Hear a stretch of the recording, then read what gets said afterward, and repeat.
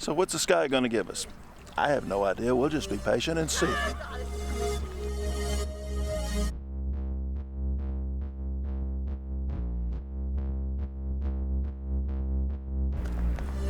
It's Christmas Day, and I've given myself the gift of getting out for the afternoon and possibly finding a shot.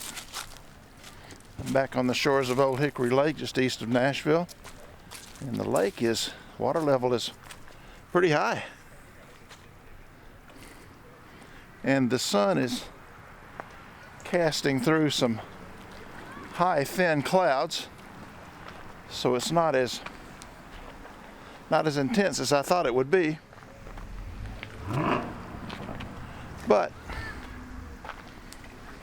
it may turn out to be pretty nice. Just looking for a composition now.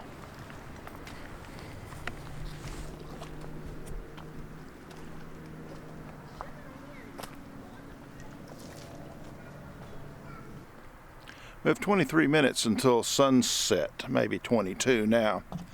I don't know what the sky is going to do. We're going to see. Tranquil location on Christmas Day. There's not many people around. The ones that are here seem to be happy and ready to wish me a Merry Christmas back when I point one at them. So, nice evening. Unseasonably mild here in Tennessee. It's reached about 70 degrees here today, centigrade. I'm sorry. That would be hell, wouldn't it? 70 degrees here today, Fahrenheit. And it's supposed to be this way through the end of the week, so there may be a couple of motorcycle rides in my near future.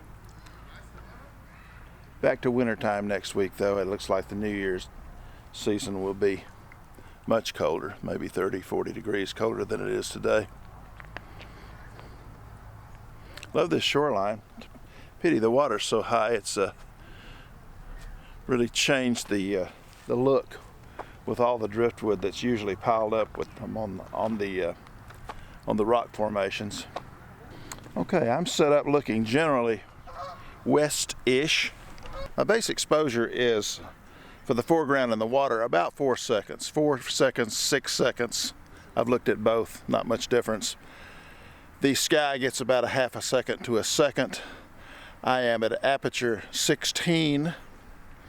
I have a CPL on here, which may or may not be helping. I'm pointing right into where the sun would be if it weren't setting behind some clouds, but it may be helping with some glare on the water. I don't know, it's not hurting. I've also got a 3-stop neutral density on there. So F16, foreground 4 to 6 seconds right now. Sky about a second right now. We'll see how that changes in the final. Here's the raw file exposure I'm using for the foreground of my 2 exposure vinyl blend. I chose this one because the highlights in the rocks here express a tonality, brightness, and color range that I want to keep fairly intact because they imitate the tones of the light in the sky. So in Lightroom, I opened up the shadows, I raised the exposure, cleaned things up just a little bit as far as eliminating some things I didn't like, some twigs and flotsam and jetsam in the water. I used some techniques for burning and dodging, and it gave me a base here I can use to manipulate further for the final, and you'll see that in just a few minutes. This is the raw exposure I chose for the sky exposure, and it's pretty much all about the sky. Everything else I don't care about or will adjust or delete or retouch for use in the final. And so it's all about the sky, and I may or may not change a little bit of tonality, brightness, or saturation as I get it closer to the final component that I'm using for the blend.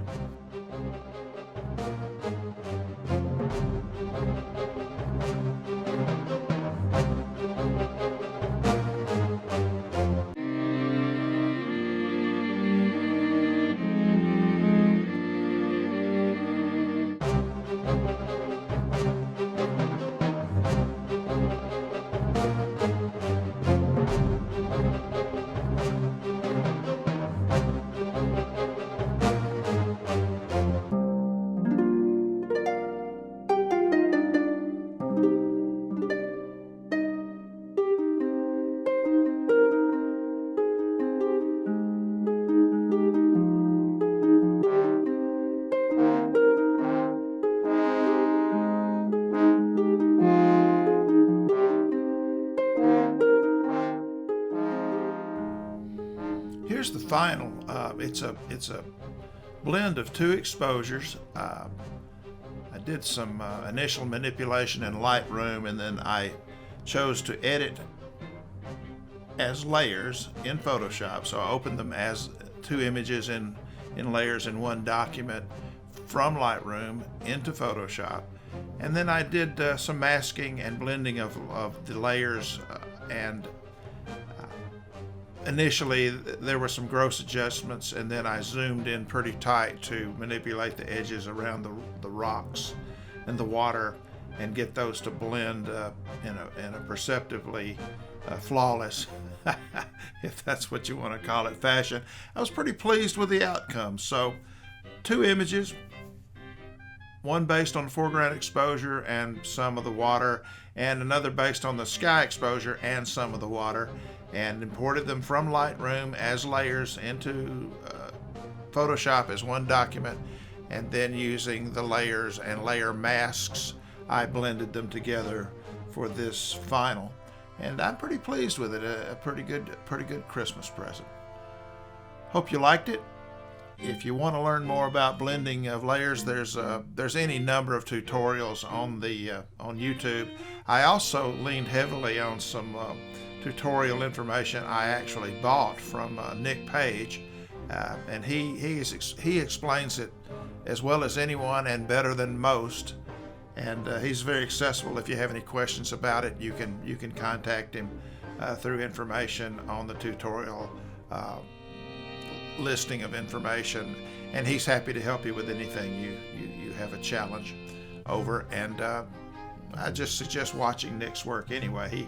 He does a lot of neat stuff that I'm not going to copy, but I'm going to use as a basis for emulation when I can.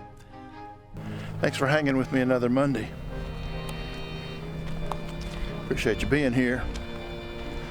I'm going to try not to break my ankle as I stumble back to the truck. And I think I got a pretty good Christmas gift with that photograph. Don't forget to like, share, comment, and if you haven't already, subscribe. I'll see you next week. Thank you so much.